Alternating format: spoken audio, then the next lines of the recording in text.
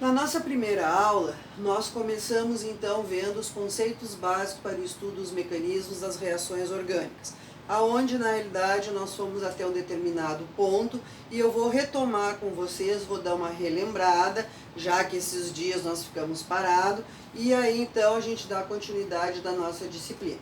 O que nós vimos então no nosso primeiro dia de aula lá? Nós estudamos então os grupos funcionais, onde nós vimos que os grupos funcionais é um conjunto de átomos que na realidade vão dar características das propriedades químicas dos nossos compostos. E na realidade o que vai acontecer? Dependendo do grupo funcional que a molécula apresenta, eles vão ser classificados num grupo de grupos ou famílias que foram aqueles que nós estudamos em Química Orgânica 1. Então sempre, como eu falei na semana passada para vocês, na última semana de aula, sempre a primeira coisa ao vocês pegarem uma reação, vocês têm que identificar quais são os grupos funcionais presentes na nossa amostra. Então o que nós vimos então? Que os grupos funcionais são características estruturais que possibilitam a classificação dos compostos orgânicos com base em suas reatividades. E aí eu mostrei para vocês que na apostila de vocês tem na realidade uma tabela bem maior do que essa que eu coloquei aqui no slide. E aí aparece aqui grupos funcionais que nós estudamos em Química Orgânica 1, em funções orgânicas, e alguns que nós não estudamos, mas eu coloquei como exemplo aqui. Então essa nossa tabela, ela mostra o quê? A classe do composto, a estrutura geral do composto, qual é o grupo funcional que ele apresenta, e é esse grupo funcional que nós temos que prestar atenção. Um exemplo com a nomenclatura. Então, por exemplo, o que é um grupo funcional? Nos alcanos, nós sabemos que os alcanos são compostos formados somente por carbono e hidrogênio. Isso significa que não existe nenhum grupo funcional. Quando nós pegamos os alcinos, os alquinos, nós sabemos que o grupo funcional é a tripla ligação. Nós estudamos os alquenos lá em Química Orgânica 1. Qual era o grupo funcional dos alquenos? Era a dupla ligação. Aqui nós temos os aletos orgânicos. Onde é que está meu grupo funcional? Está no halogênio. O álcool, qual é o grupo funcional do álcool? É a hidroxila. E assim sucessivamente então. Então, sempre ao pegar uma reação, a primeira coisa que vocês têm que fazer é prestar atenção no grupo funcional presente, então, naquele nosso composto. Por que isso? Porque um grupo funcional, ele comporta-se quimicamente quase da mesma forma em todas as moléculas das quais faz parte. Ou seja, os grupos funcionais apresentam um comportamento químico característico, ou seja, moléculas que apresentam o mesmo grupo funcional vão apresentar o mesmo tipo, vão sofrer o mesmo tipo de reação química. Isso significa que, independente do tamanho da molécula, se a molécula é grande ou pequena, então sempre nós temos que nos preocupar com aquele grupo funcional. Isso significa que a química de qualquer molécula orgânica, independentemente de seu tamanho ou complexidade, é determinada pelos grupos funcionais que ela contém. Então esse é o nosso ponto-chave, então, nosso ponto de partida, e eu quero frisar. Sempre ao pegar a reação, a primeira coisa que nós temos que prestar atenção é no grupo funcional que a molécula apresenta. Tipos de reações que nós temos. De modo geral, nós temos 4 tipos de reações que nós já vimos então. Reações de adição ocorrem quando 2 reagentes se unem para formar um novo e único produto, sem que haja sobra de átomos então. Eu lembro que eu falei na semana passada e eu perguntei para vocês o seguinte: quando nós pegamos os alcanos, relembrando lá funções orgânicas, quando nós pegamos os alcanos, o carbono nos alcanos está hibridizado em sp3, ele está saturado. Isso significa que o carbono já está ligado com seu número máximo de átomos com os quais ele pode se ligar. Isso significa que eu não posso fazer uma reação de adição num alcano. Mas quando nós pensamos em alquenos, dienos, cicloalquenos, alquinos, nós sabemos que esses carbonos, eles são carbonos insaturados. Isso significa que nós podemos fazer uma adição e passar de um carbono insaturado para um carbono saturado. Então foi aquilo que eu disse para vocês na última semana, que eu dei como exemplo aqui. Nós temos o alqueno, nós temos o eteno aqui. O eteno tem uma dupla ligação. Nós sabemos que a ligação sigma é forte, a ligação pi é fraca. E isso significa que essa ligação pi, ela pode ser rompida. Nós sabemos mais olhando para cá. Nós sabemos então que nessa minha dupla ligação, os dois átomos de carbono estão insaturados. Cada carbono está ligado com um número máximo de átomos, que é 3. Esse carbono está ligado com 2 hidrogênios e um carbono, esse carbono está ligado com 2 hidrogênios e um carbono, porque nós temos essa ligação pi que pode ser rompida.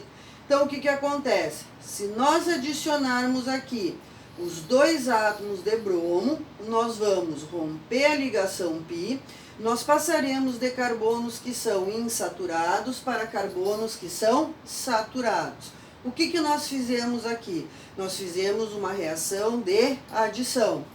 Dois reagentes se unem para dar origem a um único e novo produto, então. Isso leva a gente a pensar que, quando é que eu posso ter uma reação de adição? Em compostos que têm ligações múltiplas, então, duplas e triplas ligações. Então, nessa reação de adição, o que nós temos? Todas as partes do reagente que está sendo adicionado aparecem, então, num único produto. Eu passei de carbonos hibridizados em sp2 para carbonos hibridizados em sp3. Eu passei para carbonos que estavam ligados com 3 átomos para carbonos que estão ligados com 4 átomos. De insaturados, eles passaram para saturados. Segundo tipo de reação que nós temos, reação de substituição. O que é uma substituição? É trocar uma parte da molécula por outra. Então, o que é uma reação de substituição? Ocorre quando dois reagentes trocam partes de suas moléculas para formarem dois novos produtos. Quando é que eu vou ter, então, uma reação de substituição acontecendo? Quando eu tiver alguém na minha molécula que eu posso fazer a troca. Isso significa que, quando eu pego um alcano eu tenho átomos de hidrogênio que pode ser trocados por um outro átomo ou grupo de átomos. Eu posso ter, nos aletos de alquila, eu posso trocar o halogênio por um outro átomo ou grupo de átomos. Nos álcoois, eu posso ter o grupo OH trocado por um outro átomo ou grupo de átomos. Então, quando é que eu tenho uma reação de substituição? São reações características de compostos saturados, tais como alcanos e aletos de alquila. E de compostos aromáticos. Ah, Ana Amélia, mas compostos aromáticos são insaturados, têm duplas ligações. Mas o que eu mostrei para vocês na outra semana? Eu mostrei para vocês que se nós fizermos uma adição em compostos aromáticos, nós vamos romper a ligação pi e nós vamos terminar com a ressonância, com a estabilidade do anel. Então isso significa que compostos aromáticos, apesar de serem insaturados, eles sofrem reações de substituição, aonde eu vou substituir um hidrogênio por um outro átomo ou grupo de átomos, então. Então aqui nós temos um exemplo de uma reação de substituição, ou seja, eu tenho um aleto de alquila, eu tenho cloro-metano reagindo com hidróxido de sódio. Não esquecendo que aqui nós temos uma ligação iônica, sódio positivo, OH negativo. O que vai acontecer aqui? O cloro vai ser trocado pelo grupo OH, ou seja, nós fizemos uma reação de substituição. Ou seja, nós temos aqui, nós trocamos parte dos nossos reagentes para formar dois novos produtos, então. Então, o cloro-metano reage com hidróxido de sódio, produzindo o metanol mais o cloreto de sódio, então. Depois, o outro tipo que nós temos, reação de eliminação. O que é uma reação de eliminação? Ocorre quando um único reagente é dividido em 2 ou mais produtos. São opostas às reações de adição. Ou seja, olhando para cá, o que eu posso ver? O que eu tirei daqui? Eu tirei um hidrogênio daqui, um hidrogênio foi eliminado. E o bromo foi eliminado também. Então isso significa que saiu um hidrogênio, saiu o bromo daqui, dando origem a um composto insaturado. Relembrando o que nós tínhamos? Compostos insaturados, nós adicionamos, fizemos uma reação de adição e passamos para um composto saturado. Compostos saturados, nós fizemos uma eliminação formando um composto insaturado. Isso significa eu dizer que as reações de eliminação são reações opostas às reações de adição. Então, as reações de eliminação fornecem um método de preparação de compostos com ligações duplas ou triplas. Ou seja, através da eliminação, eu consigo formar compostos com ligações múltiplas, então. Aí o que nós temos? O quarto tipo de reação que nós temos são as reações de rearranjo. Vamos analisar e vamos ver o que nós temos aqui. O nome desse cara aqui é 1, 2, 3, 4, ele é o 1-buteno. O nome desse cara aqui, ele é 1, 2, 3, 4, ele é o 2-buteno. 1-buteno e 2-buteno são compostos diferentes, que têm a mesma fórmula molecular. Isso significa que eles são isômeros. Então, o que são reações de rearranjo? Ocorrem quando um único reagente passa por uma reorganização de ligações e átomos para formar um produto isômero. Eu não preciso fazer absolutamente nada no meio reacional. A própria molécula, a própria espécie se rearranja de modo a formar um composto isômero mais estável, então. Então, relembrando o que nós vimos? Reações de adição, reações de substituição, reações de eliminação e reações de rearranjo, então. Depois, o que nós temos? Nós vimos que quando nós vamos para um laboratório, nós fizemos as reações que acontecem a nível experimental. Mas nós temos que ter uma maneira de descrever aquilo que está acontecendo a nível experimental. E isso quem nos descreve são os mecanismos de reações. Então, os produtos de uma reação são formados através de um mecanismo de reação. O que é um mecanismo de reação que nós conversamos na nossa última aula? O mecanismo é um processo real, através do qual a reação ocorre. Ou seja, o mecanismo descreve em detalhes o que acontece em cada etapa de uma transformação química. Quais ligações são rompidas, em que ordem isso acontece, quais ligações são formadas e em que ordem isso acontece. O mecanismo completo também deve conter todos os reagentes usados, todos os produtos formados e a quantidade de cada um deles. Não esqueçam que eu disse para vocês que eu sempre tenho muito cuidado em não dizer, não fazer uma pergunta para vocês dizendo, propõe um mecanismo para a reação. Foi o que eu disse para vocês. O papel aceita tudo. Se vocês propuserem, se eu pedir para vocês proporem o mecanismo para a reação, vocês podem propor o que vocês quiserem. E eu não posso dar errado.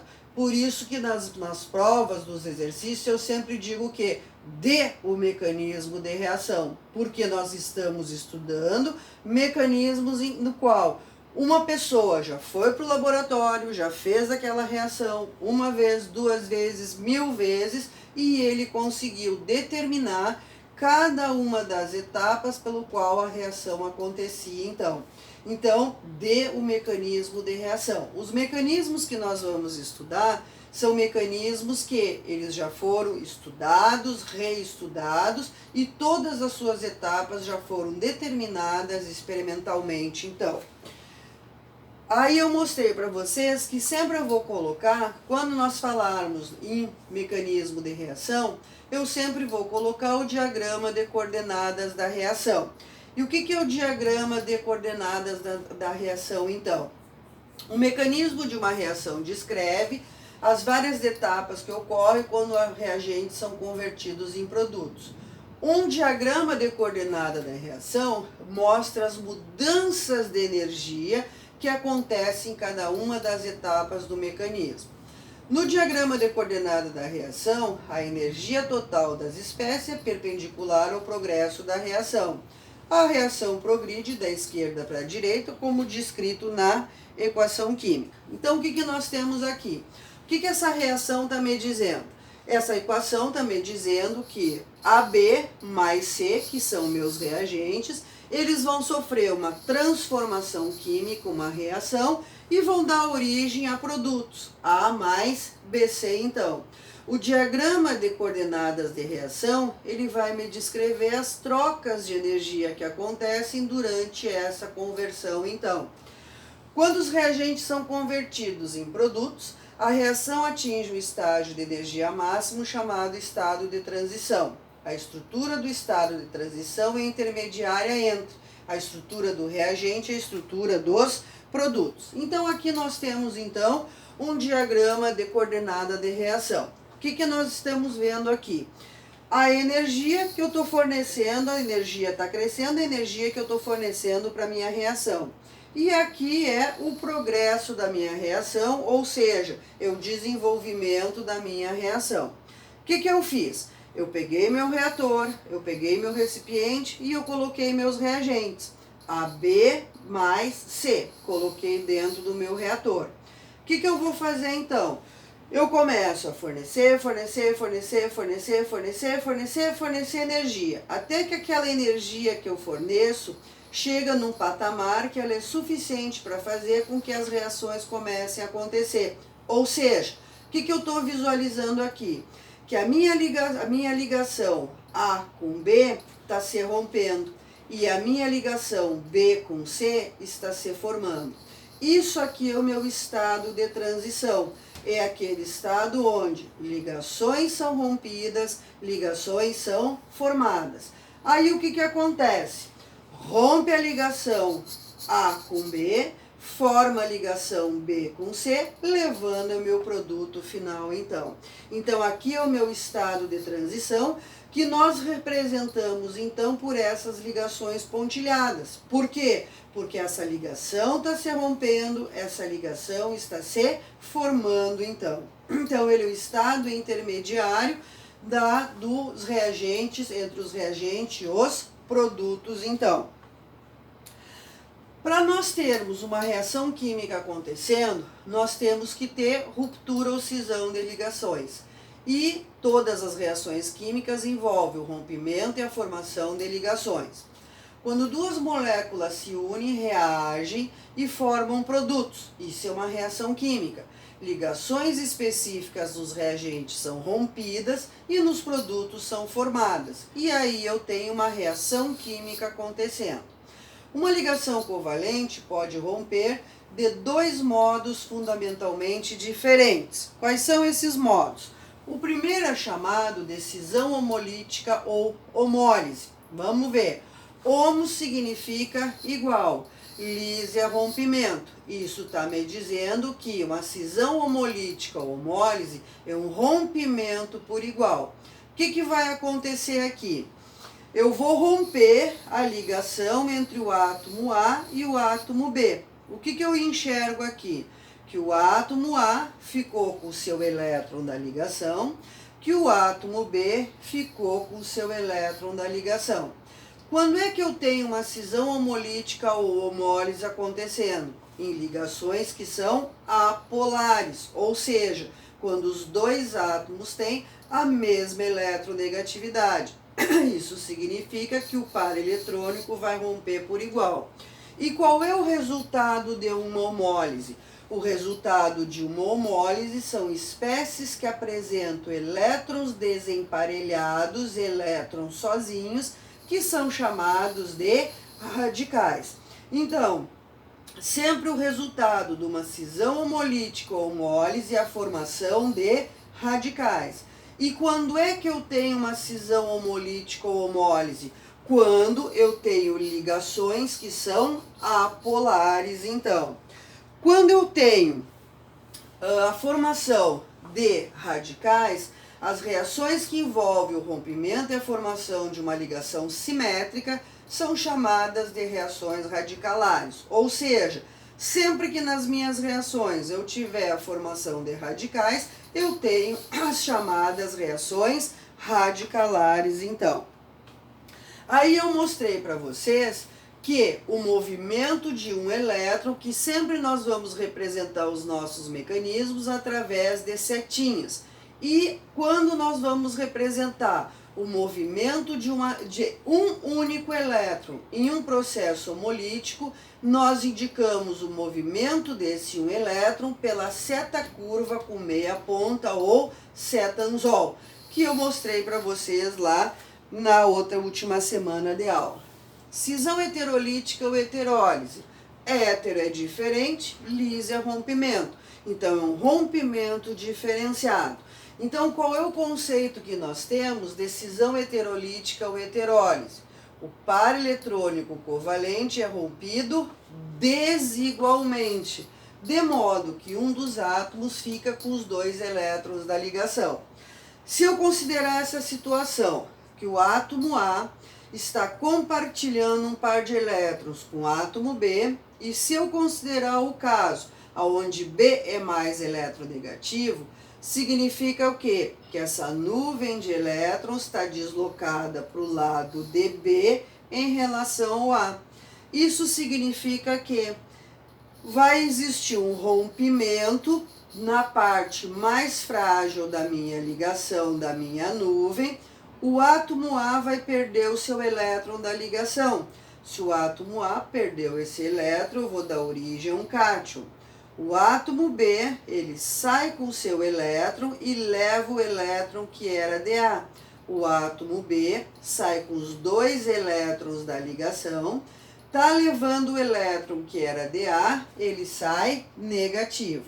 Qual é o resultado de uma heterólise? O resultado de uma heterólise é a formação de íons, ou seja, cátions e ânions. E quando é que eu vou ter a formação de íons? Quando é que eu vou ter esse rompimento por heterólise? Quando a minha ligação for uma ligação polar. Por quê? Porque existe diferença de eletronegatividade entre os átomos da ligação. O átomo mais eletronegativo vai sair levando seu elétron e levando o elétron que era do outro átomo, então. E aí o que acontece? Quando nós tivermos reações que, então, na heterólise a ligação pode romper de modo que um fragmento retira. Quem era o fragmento anterior? Era o átomo B. Retira ambos os elétrons da ligação. E por que o átomo B saiu com os dois elétrons da ligação? Porque ele era mais eletronegativo do que o átomo A, deixando o outro fragmento com o orbital vazio. Esse tipo de rompimento produz fragmentos com cargas ou íons, então. E as reações que envolvem esse rompimento de ligações assimétricas são chamadas de reações iônicas ou reações polares, então. Aí o que acontece? O movimento, da mesma maneira eu vou representar o movimento de dois elétrons em um processo heterolítico. E nesse caso eu indico pela seta curva com ponta inteira, como eu mostrei para vocês na última aula, então. Aí eu coloquei aqui que nós já falamos algumas observações sobre setas curvas, que na realidade nós vimos lá todos os detalhes dentro da sala de aula. Então vamos passar adiante. Quais são os tipos de reagentes nas reações orgânicas? Nós vimos que nas nossas reações iônicas nós temos formação de cátions e ânions, então.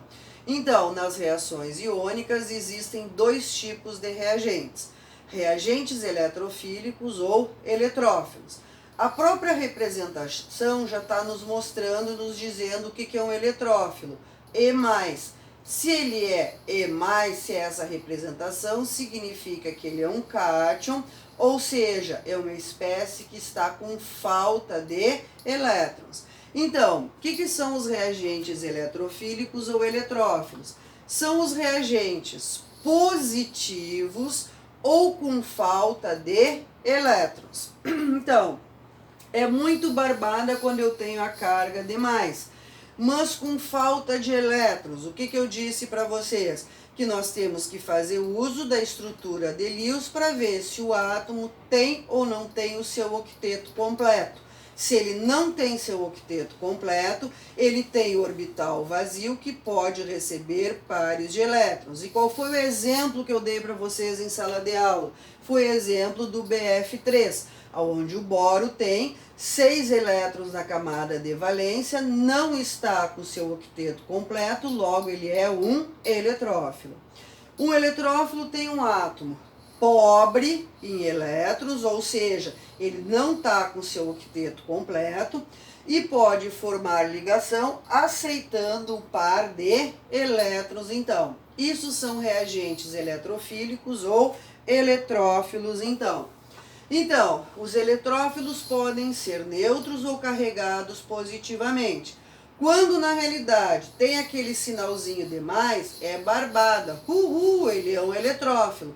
Mas se ele é neutro, se não tem o sinal de mais, o que eu faço? Eu vou fazer a estrutura de Lewis e vou ver se o meu átomo central está ou não com seu octeto completo. Se ele não está com seu octeto completo, significa que ele está deficiente de elétrons, logo ele é um eletrófilo. E aí eu coloquei para vocês aqui um exemplo, então, de uma parte do mecanismo de reação que nós vamos estudar. E nós falamos em sala de aula que quando eu tenho o meu composto orgânico, que eu vou chamar de substrato, esse meu composto orgânico vai me indicar se a reação é de adição, substituição, eliminação. Com quem ele está reagindo vai me indicar se a minha reação é nucleofílica, eletrofílica ou radicalar. Nós já vimos lá que os hidrocarbonetos aromáticos, eles podem sofrer preferencialmente, eles sofrem preferencialmente as reações de substituição.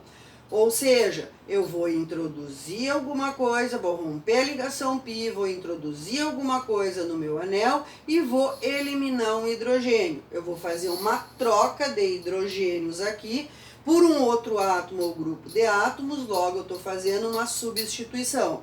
Então, olhando para o meu hidrocarboneto aromático, eu sei que ele vai sofrer uma reação de substituição.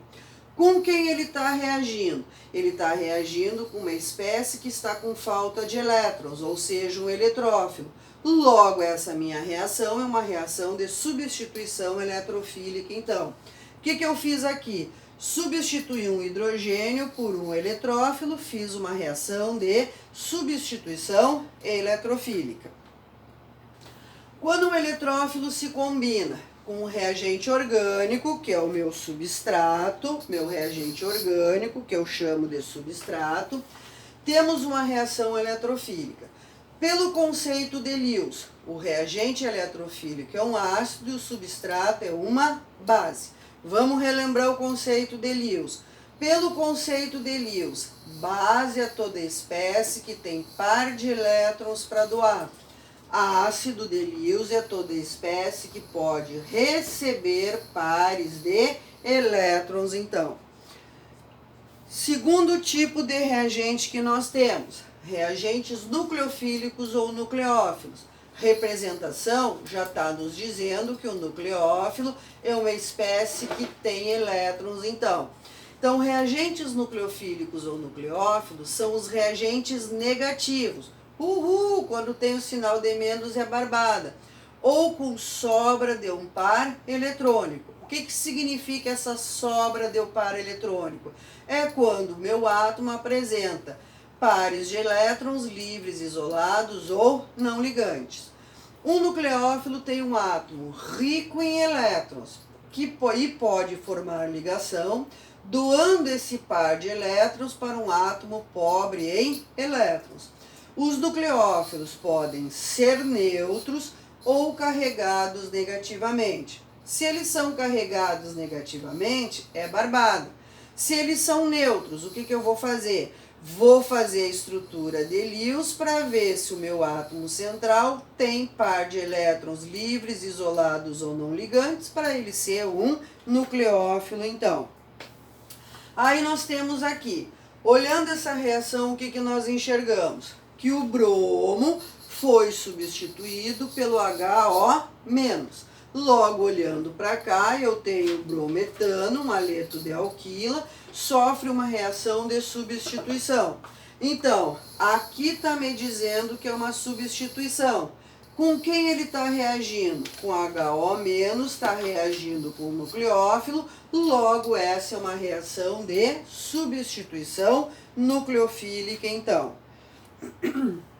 Quando o nucleófilo se combina com um reagente orgânico que é o meu substrato, temos uma reação nucleofílica. Pelo conceito de Lewis, o reagente é uma base e o substrato é um ácido. Não esquecendo que base de Lewis, espécie que tem par de elétrons para doar. Substrato é um ácido, ácido de Lewis, espécie que pode receber pares de elétrons, então. E aí ficou esses exercícios para vocês resolverem, então, como tema de casa. Então, ali diz, classifique as seguintes reações como adição, eliminação, substituição ou rearranjo. O que nós enxergamos nessa primeira? Que houve a substituição do bromo pelo OH, logo é uma reação de substituição. Nessa segunda aqui, o que nós vimos aqui? Que ocorre um rearranjo, ou seja, a nossa molécula faz um rearranjo das suas ligações, dando um composto isômero, então, reação de rearranjo. Nesse caso aqui, o que nós enxergamos? Que foi liberado um hidrogênio, foi liberado o OH, um único produto deu origem a dois compostos, ou seja, foi uma reação de eliminação, formando composto insaturado, então. E nesse caso aqui, dois compostos, dois reagentes se unem para dar origem a um único produto, logo foi uma reação de adição. Passei de um composto insaturado para um saturado. Então, substituição, rearranjo, eliminação e adição. Segundo exercício que ficou foi aqui. Dê as equações de ruptura classificando-as como rupturas homolíticas ou heterolíticas. Então, o que eu dei para vocês aqui? Eu dei o bromo-metano. O que acontece aqui? O que eu enxergo aqui? O bromo é mais eletronegativo do que o carbono. Isso significa que esse